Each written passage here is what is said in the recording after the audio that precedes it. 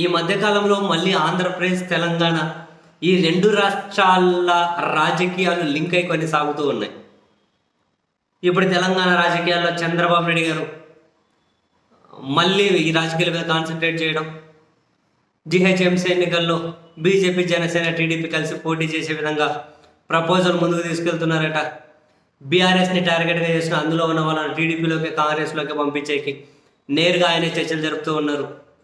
మరోవైపు తెలంగాణకి ఇన్ఛార్జ్ గవర్నర్గా ఉన్నటువంటి రాధాకృష్ణన్ గారు అదేంటో ఇంట్రెస్టింగ్గా ఏపీ తెలంగాణ రాజకీయాలు ఆయన కానీ సెంట్రిక్గానే ఉన్నారు. ఎన్నికల ఫలితాలు రాగానే చంద్రబాబు నాయుడు గారు వెళ్ళి నేరుగా తెలంగాణ గవర్నర్ని కలిశారు. చంద్రబాబు గారు కలిసిన తర్వాత మళ్ళీ తెలంగాణ ముఖ్యమంత్రి కలిశారు. ఆ తర్వాత తెలంగాణ గవర్నర్ మొన్న లాస్ట్ టైం గుర్తుందిగా నేరుగా చంద్రబాబు నాయుడు గారిని ఆయన ఇంటికి వచ్చి కలిసిపోయారు. ఎందుకు కలిసిపోయారో తెలియదు.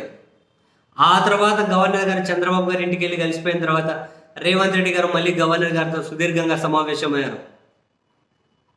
అండ్ ఆ తర్వాత చంద్రబాబు గారు రేవంత్ రెడ్డి గారు సమావేశమయ్యారు.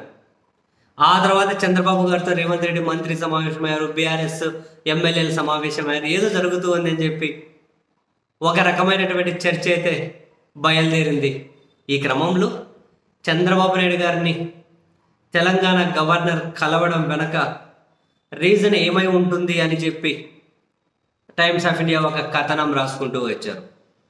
వాళ్ళు రాసిన కథనం ప్రకారం మామూలుగా ఇప్పుడు తెలంగాణకి ఇన్ఛార్జ్ గవర్నర్గా ఉన్న రాధాకృష్ణన్ గారు జార్ఖండ్కి ఫుల్ టైం గవర్నర్ అయినా కూడా ఎక్కువగా తెలంగాణ హైదరాబాద్లోనే ఉంటూ వస్తూ ఉన్నారు.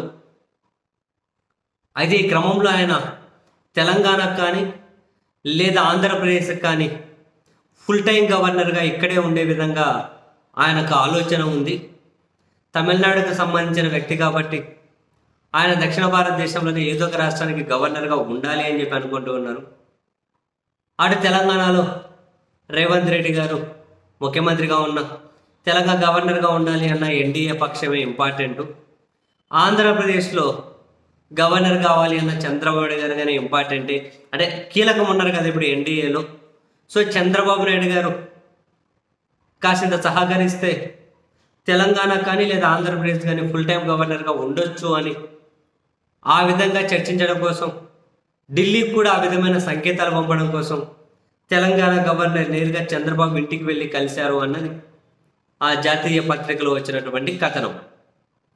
మరి ఇది గవర్నర్ రెగ్యులర్గా అంటే ఫుల్ టైం గవర్నర్గా ఈ రెండు రాష్ట్రాల్లో ఏదో ఒక రాష్ట్రానికి ఉండడం వరకు ఈ చర్చలు పరిమితమైనాయా, అంతకుమించి ఇంకేమైనా పొలిటికల్ చర్చలా తెలియదు.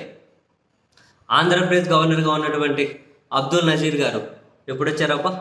2023 ఫిబ్రవరిలోనో మార్చిలోనో వచ్చారు ఏపీకి. నెక్స్ట్ ఇంకొక 4 సంవత్సరాల వరకు కూడా ఆయన ఉండే అవకాశం ఉంది. మరి ఆయన ఇప్పుడు మార్చే అవకాశం ఉందా, లేకపోతే చంద్రబాబు గారి రికమెండేషన్తో తెలంగాణ గవర్నర్గా ఫుల్ టైం గవర్నర్గా కొనసాగే ఆ ఉద్దేశంతో రాధాకృష్ణన్ గారు కలిశారా తెలియదు.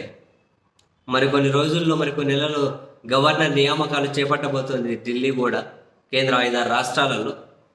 మరి అప్పుడు రాధాకృష్ణన్ గారిని ఈ రెండు రాష్ట్రాలు ఎక్కడి దగ్గర ఫుల్ టైం గవర్నర్గా నియమిస్తే అప్పుడు ఈ కథనాలు కూడా నిజమైనట్లే భావించాల్సి ఉంటుంది.